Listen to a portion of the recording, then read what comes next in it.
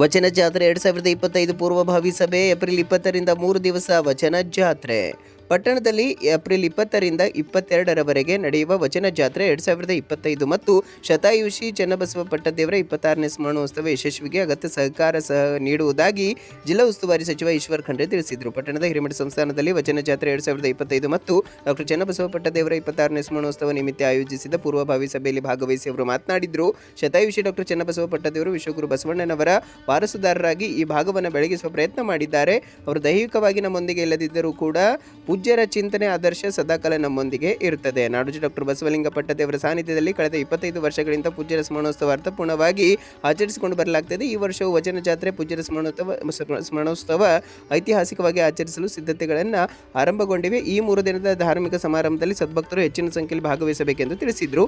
ಸಾನ್ನಿಧ್ಯ ವಹಿಸಿ ನಾಡೋಜ ಡಾಕ್ಟರ್ ಬಸವಲಿಂಗ ಪಟ್ಟದೇವರು ಮಾತನಾಡಿ, ವಿಶ್ವಗುರು ಬಸವಣ್ಣನವರ ವಿಚಾರಧಾರೆಯನ್ನು ಜನಮಾನಸಕ್ಕೆ ತಲುಪಿಸಿದ ಶತಾಯುಷಿ ಡಾಕ್ಟರ್ ಚನ್ನಬಸವ ಪಟ್ಟದೇವರ ಸ್ಮರಣೋತ್ಸವ ಮತ್ತು ವಚನ ಜಾತ್ರೆ ಸಮಾರಂಭದ ಭಕ್ತರ ಸಹಕಾರದಿಂದ ಅರ್ಥಪೂರ್ಣವಾಗಿ ಆಚರಿಸಿಕೊಂಡು ಬರಲಾಗುತ್ತಿದೆ. ಈ ಬಾರಿಯೂ ಭಕ್ತರು ತನು ಮನ ಧನದಿಂದ ಸಹಕರಿಸಿ 3 ದಿನದ ಕಾರ್ಯಕ್ರಮ ಯಶಸ್ವಿಗೊಳಿಸಬೇಕೆಂದು ತಿಳಿಸಿದರು. ಪೀಠಾಧಿಪತಿ ಗುರುಬಸವ ಪಟ್ಟದೇವರು ಮಾತನಾಡಿ, ವಚನ ಜಾತ್ರೆ ಮತ್ತು ಶತಾಯುಷಿ ಡಾಕ್ಟರ್ ಚನ್ನಬಸವ ಪಟ್ಟದೇವರ ಸ್ಮರಣೋತ್ಸವ ಅಂಗವಾಗಿ ಏಪ್ರಿಲ್ 10ರಿಂದ 22ರವರೆಗೆ ಪ್ರವಚನ, ಏಪ್ರಿಲ್ 15ರಿಂದ ಬೆಳಗ್ಗೆ 6ಕ್ಕೆ ಸಾಮೂಹಿಕ ವಚನ ಪಾರಾಯಣ ಜೊತೆಗೆ ವಿವಿಧ ಪ್ರದರ್ಶನಗಳು, ಶಿಬಿರಗಳು ಜರುಗಲಿದೆ ಎಂದು ತಿಳಿಸಿದರು.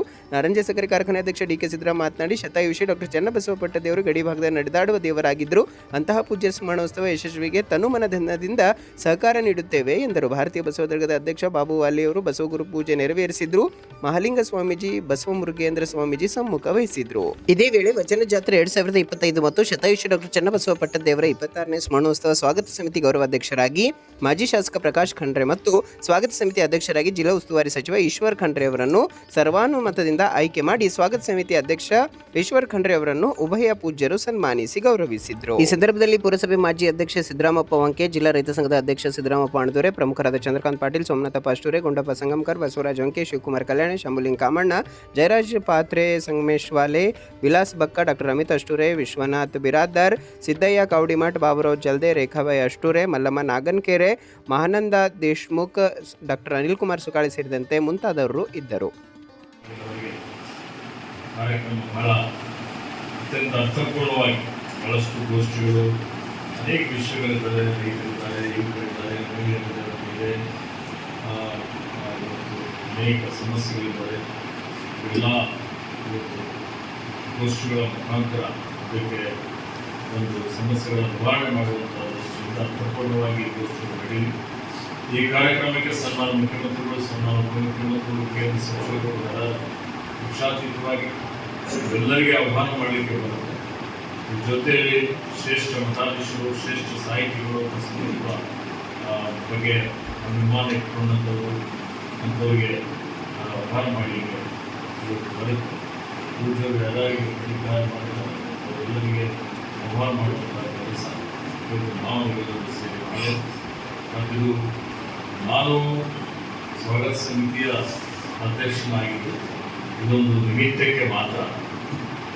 ನಿಜವಾಗಿ ಹೇಳಬೇಕು ಅಂದರೆ ಆ ಕಾರ್ಯಕ್ರಮ ಮಾಡುವಂಥವ್ರು ನೀವೆಲ್ಲ ಇದೆ. ನೀವು ಶ್ರಮ ಮಾಡ್ತೀರಿ, ನೀವು ಓಡಾಡ್ತೀರಿ, ನೀವು ಯೋಜನೆ ರೂಪಿಸ್ತೀರಿ, ಪ್ರಚಾರ ಪ್ರಸಾರ ನೀವು ಮಾಡ್ತೀರಿ, ಅಲ್ಲಿ ಎಲ್ಲ ಮೇಲ್ವಿಚಾರಣೆ ನೀವು ಮಾಡ್ತೀರಿ.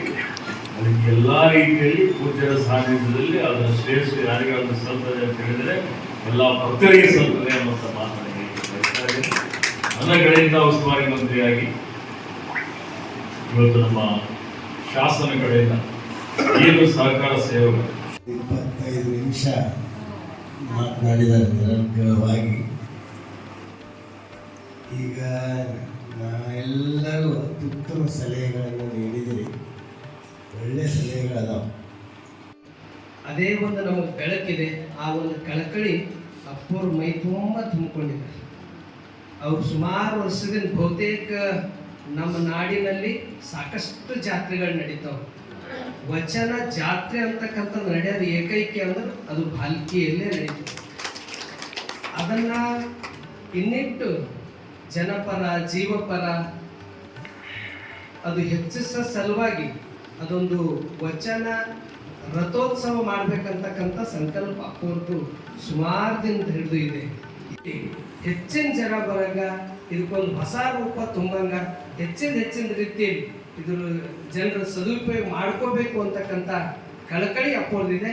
ಹೀಗಾಗಿ ಇದಕ್ಕೆಲ್ಲ ರೀತಿಯ ತನು ಮನ ಧನ ತಮ್ಮ ತಮ್ಮ ಶಕ್ತಿ ಅನುಸಾರವಾಗಿ, ಯಾಕಂದ್ರೆ ಎಲ್ಲೆಲ್ಲೋ ಎಷ್ಟೆಷ್ಟೋ ಏನೇನೋ ಆಗ್ತದೆ, ಒಳ್ಳೆ ಕಾರ್ಯ. ಯಾಕಂದ್ರೆ ಇದು ಒಂದು ದೊಡ್ಡ ಕಾರ್ಯ. ಇದು ಲಕ್ಷಾಂತರ ಜನ ಪ್ರಸಾದ ಮಾಡೋದು, ಲಕ್ಷಾಂತರ ಜನ ಇಲ್ಲಿ ಬರೋದು. ಈ ಕಾರ್ಯಕ್ರಮವನ್ನು ಅತ್ಯಂತ ಯಶಸ್ವಿ ಆಗಬೇಕು. ಇನ್ನಿಷ್ಟು ಈ ಕಾರ್ಯಕ್ರಮದಿಂದ ಇಲ್ಲಿ ಬಸವ ತತ್ವವನ್ನ ಇನ್ನ ಹೆಚ್ಚೆಚ್ಚು ಕಾರ್ಯಕ್ರಮದಿಂದ ಎಂತೆಂಥವ್ರು ಬದಲಾವಣೆ ಆಗಿದ್ದು, ಎಂತೆಂಥ ವ್ಯಕ್ತಿಗಳು ನಮಗೆ ದರ್ಶನ ಕೊಟ್ಟಿದ್ದು, ಅದಕ್ಕೆಲ್ಲ ಅಪ್ಪವರು ಒಂದು ದೂರದೃಷ್ಟಿ, ಅವ್ರ ಕಾಳಜಿ ಇದೆ.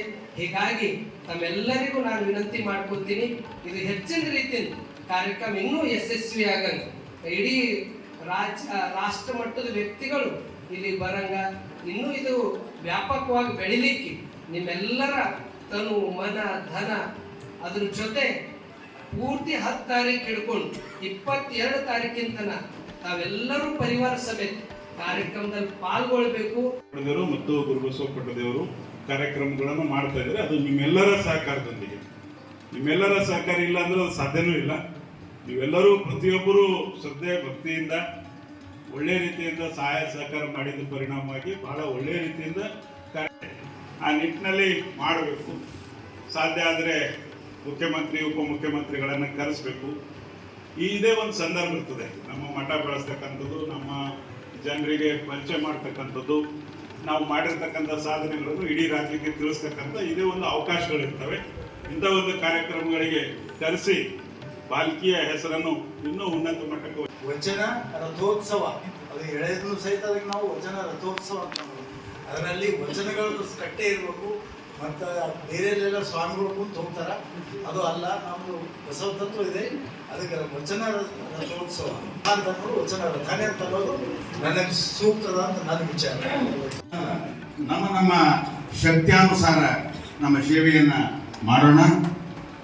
ಬೆರಳುಗಳು ನೋಡು, ಅವು ಒಂದರಂತೆ ಮತ್ತೊಂದಿಲ್ಲ, ಅವು ಕರಧರ್ಮ ಉಚಿತ ಅನ್ನುವಂಥ DVG ಅವರ ಮಾತಿನಂತೆ ನಾವೆಲ್ಲರೂ ನಮ್ಮ ಶಕ್ತಿ ಸಾಹಿತ್ಯ ಅಥವಾ ಕಲೆ ಅಥವಾ ಸಂಸ್ಕೃತಿ ಅಥವಾ ಧನ ಸಹಾಯ ಅಥವಾ ದೈಹಿಕ ಸೇವೆ ಏನೇ ಇರ್ಬೋದು, ನಮ್ಮ ಕಾರ್ಯ ನಾವು ಶ್ರೀಮಠಕ್ಕೆ ಭಕ್ತಿ ಶ್ರದ್ಧೆ ನಿಷ್ಠೆ ಈ ಭಾವದಿಂದ ನಾವು ಪ್ರತಿಯೊಬ್ಬರು ಮಾಡಿದ್ದೇವಾದರೆ ಈ ಕಾರ್ಯಕ್ರಮ ಯಶಸ್ವಿ ಆಗೋದ್ರಲ್ಲಿ ಸಂದೇಹ ಇಲ್ಲ ಅನ್ನುವಂಥ ಮಾತನ್ನು ಹೇಳಿ ಬೀದರ್ ಜಿಲ್ಲೆ ಮೇಲೆ ಅಪ್ಪೋಜಿಟ್ ಬೇಕಾದಷ್ಟು ಪ್ರಭಾವ ಇದೆ.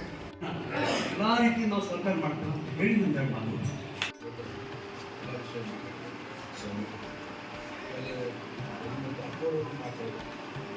ಬಸವ ರಥ, ಚಂದನ ರಥ, ತಕ್ಷಣದಿಂದ ನಾವೆಲ್ಲರೂ ಸೇರಿ ಒಂದು ಮಾರ್ಗದರ್ಶನ ಆರ್ಡರ್ ಕೊಡುವಂಥ ವ್ಯವಸ್ಥೆ. ಒಬ್ಬನೇ ಯಾವುದೇ ಇದು ಸಾರ್ವಜನಿಕ ಅಥವಾ ಬೇರೆ ಬೇರೆ ಯಾವ ಥರ ಸರಿಯಾಗಿರುತ್ತೆ ಅದನ್ನು ಮಾಡಿ ನಾವು ಡಾಕ್ಟರ್ ಚನ್ನಬಸವ ಪಟ್ಟದೇವರು ಬಸಲಿಂಗ ಪಟ್ಟದೇವರಿಗೆ ಆಯ್ಕೊಂಡ್ರು, ಆಸುರು ಭಕ್ತ ಅಂತೇಳಿ ಒಪ್ಕೊಂಡ್ರು, ಅವರು ಪಟ್ಟಾಭಿಷೇಕ ಮಾಡಿದ್ರು. ಕಟ್ಟಿಗೆಗಿಂತ ಕಬ್ಬಿಣ ಮಾಡಿದ್ರೆ ಜಾಸ್ತಿ ದಿವಸ ಹೋಗುತ್ತದೆ ಅಂತ ನನ್ನ ವಿಚಾರ ಇದೆ. ಯಾಕಂದರೆ ಕಟ್ಟಿಗೆಗೆ ಸ್ವಲ್ಪ ಮೇಂಟೆನೆನ್ಸ್ ಜಾಸ್ತಿ ಮಾಡಬೇಕು. ಅದ್ರ ಬಗ್ಗೆ ಪೂರ್ವಭಾವಿ ಸಭೆ ಏನು ನಡೆದಿದೆ, ಅಪ್ಪರು ಒಂದು ಮಾತು ಹೇಳೋದು, ರಥ ವಚನ ಜಾತ್ರೆ ರಥವನ್ನು ಮಾಡಿಸ್ಬೇಕಂತ ಹೇಳಿ. ಅದು ಒಂದು ಯಾರು ಗರೀಬ್ ಇರ್ಬೋದು, ಯಾರು ಸಾಹುಕಾರ ಇರ್ಬೋದು, ಅಪ್ಪರೊಂದರು ಅದಕ್ಕೆ ಎಲ್ಲರದ್ದು ಕೈ ಎತ್ತಬೇಕು. ಒಂದು 10 ರೂಪಾಯಿಗಲ್ಲ 100 ರೂಪಾಯಿಗಲ್ಲ ಅಂತ ಹೇಳಿ ಇವತ್ತು ನಾನು ನನ್ನ ಅಶೋಕನಗರದಿಂದ ಆ ರಥಕ್ಕೆ 21,000 ರೂಪಾಯಿ ನಾನು ಅಶೋಕನಗರದಿಂದ ಚಂದ ಮಾಡಿ 20,000 ನಮ್ಮ ಜೀವನದಾಗ ಮೂಗಲ್ ಗುರುಗಳು ಕಂಡಿದ್ದೀವಿ. ಇದು ನಮ್ಮ ಪೂರ್ವಜರ ಪುಣ್ಯದ ಫಲ. ಚನ್ನಬಸವ ಪಟ್ಟದೇವರ ನಡೆದ ದಾರಿಯನ್ನು ಪರಮ ಪೂಜ್ಯ ಗುರು